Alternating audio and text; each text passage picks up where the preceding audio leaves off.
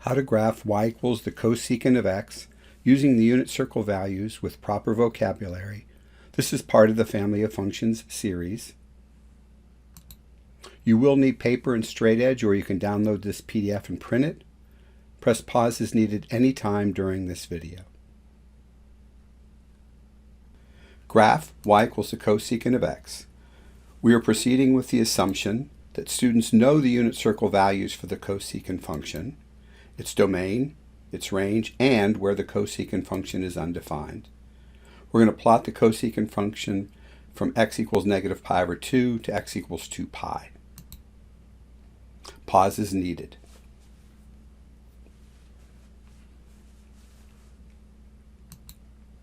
First, we will draw dashed vertical lines where the cosecant is undefined.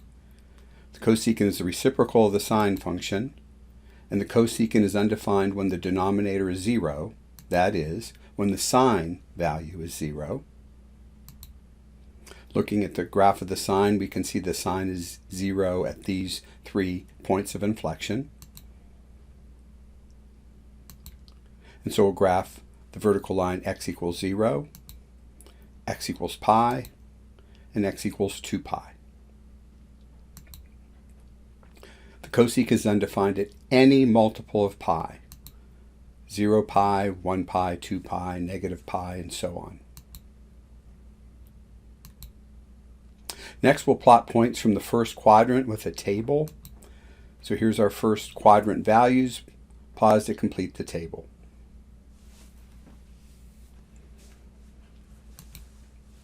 These are the values, and we should get some decimal approximations. So using either an 84 or an Inspire, we'll round to 2 decimal places. Pause is needed.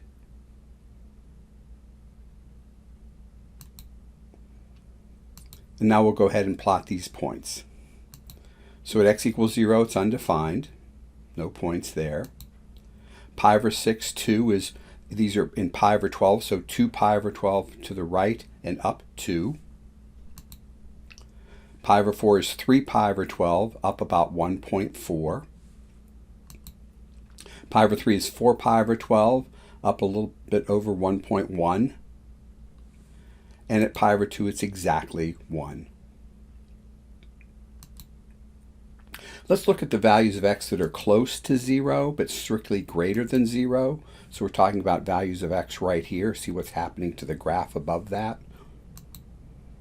For example, if we had x be 0.1, let's go ahead and take the cosecant of 0.1, and you can see that we get about 10.02. Getting even closer to 0 from the right-hand side there. 0.01, 100th, the cosecant of that is about 100.002. And the 1,000th, seems to be a pattern here. From the table below, it's clear that as x gets close to 0, the cosecant is getting larger and larger. So let's go ahead and connect the points. And you can see here I extended the asymptote here to show that it's getting closer and closer as this gets closer and closer to 0.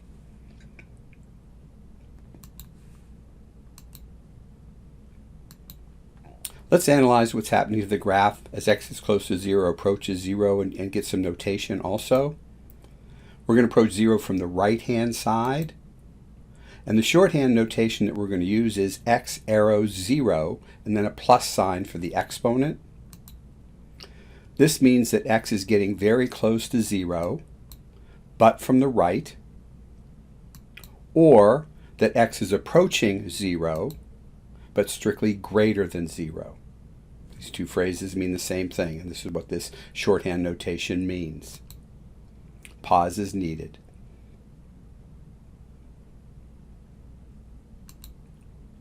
So let's analyze what's happening to the graph of y equals cosecant of x as x approaches 0 from the positive side. Since the cosecant is the reciprocal of the sine, let's look at the sine graph. And x is approaching 0 from the positive side, about right there, a little past 0. Sine x gets very close to 0, but positive. Notice it's above the x-axis. And so the sine could be like 1,000th. So when we take the reciprocal of 1,000th to get this cosecant, we get 1,000, which is pretty far up the chart there. Let's try 100,000th.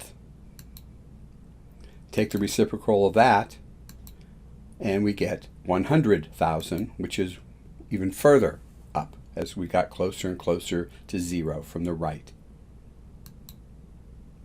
So as x approaches 0 from the positive side, we say that the cosecant of x increases without bound. That's the phrase we're going to use, getting larger and larger, increases without bound.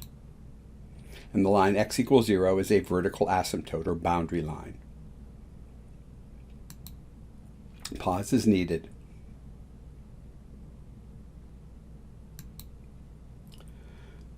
So next we'll plot points from the second quadrant with a table. So here they are. Pause to complete the table. Here are the values and the decimal approximations. So we'll plot those points. 2 pi over 3 is 8 pi over 12, up about a little over 1.1. 9 pi over 12, 1.4. 10 pi over 12, exactly 2. And at pi, it's undefined. Connect the points. And again, we want to look at what's happening as x gets close to pi in this case. So we're going to analyze what's happening to the graph of y equals cosecant of x as x gets close to or approaches pi from this side, which is from the left-hand side of pi. So these are the x values. What are the y values? What's happening there? The shorthand notation, x arrow pi with a negative sign for the exponent. This means that x is getting very close to pi from the left-hand side, or that x is approaching pi, but strictly smaller than pi. Pause is needed. So analyzing the graph of y equals cosecant of x as x approaches pi from the negative side. Recall the cosecant is the reciprocal of the sine function, so we'll look at the sine graph. X is approaching pi from the left about right here. And we can see that the sine is getting closer and closer to 0, but always positive before we get to pi. For example, the sine could be 1/1000th again. And when we take the reciprocal, not surprisingly, we get a very large number, 1,000, which would be way up here. And I think that's enough. We've seen what happened before around x equals 0.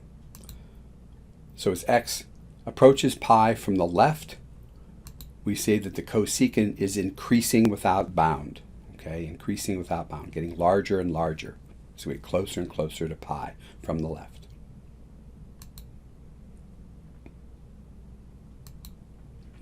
The line x equals pi is a vertical asymptote.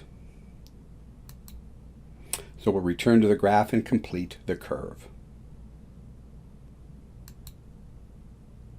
So completing the curve, we'll just go ahead and draw this in. You can see it's nice, looks like a nice U-shaped curve, not a parabola though, it's bounded by asymptotes. Now in the third and fourth quadrants, recall that the cosecant and the sine are the opposites of the values that they are in quadrants 1 and 2. So we're going to plot the points in quadrants 3 and 4, realizing this. Make us go a little quicker. So for example, at pi over 2, 1, at 3 pi over 2, it'll be -1. And then this point here would match to this one, and so on. And pause if I went too quickly for you.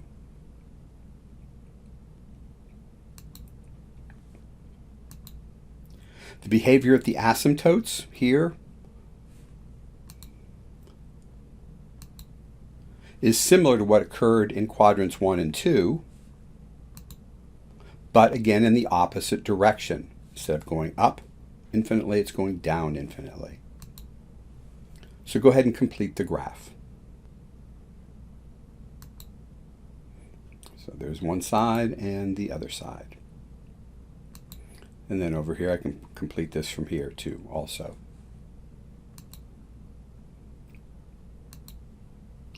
We're going to graph y equals sine of x on the same pair of axes. I'd like you to do the same thing, so pause is needed.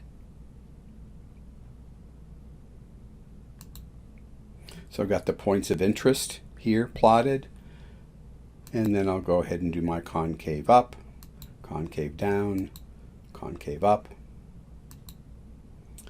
And I'd like you to pause and think about how these two graphs are related to one another.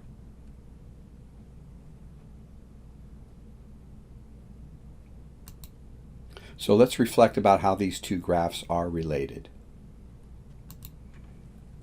Now, since they are reciprocals, where the sine is equal to 0 is where the cosecant is undefined, because the reciprocal of 0 is undefined. And also what I kind of like about this is, notice in the first two quadrants, the sine is a concave down curve, while the cosecant is a concave up curve, kind of like a flip, like a reciprocal. And the third and fourth, it's concave up for the sine, but the cosecant is concave down. Again, reciprocal or like a flip. Pause is needed. So here's a much nicer look of the sine and the cosecant on the same pair of axes. The domain for the cosecant function. So it starts off looking like it might be all real numbers except the multiples of pi. We have to omit those numbers there, where the sine is equal to 0. So using math symbols, this is how we're going to write the domain. It's the set of all x such that x is a member of the real numbers, but x is not equal to k times pi, where k is an integer. That's how we write multiples of pi, some integer times pi.